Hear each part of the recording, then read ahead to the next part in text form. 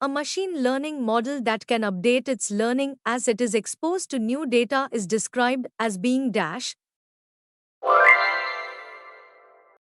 Dash regression is used to estimate the probabilities of binary outcomes. In the context of machine learning, the technique of reducing the number of input variables is known as dash reduction. The measure used to evaluate the accuracy of a model on the training dataset itself is called the dash error. Dash is a supervised learning technique used for classifying data into a fixed number of categories. In unsupervised learning, the method of grouping similar data points together into clusters is known as dash.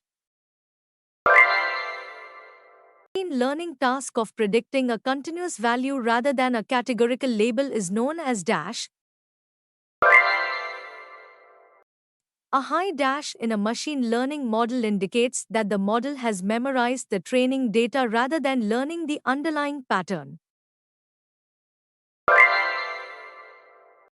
Dash is a machine learning algorithm used for dimensionality reduction that emphasizes variation and brings out strong patterns in a dataset.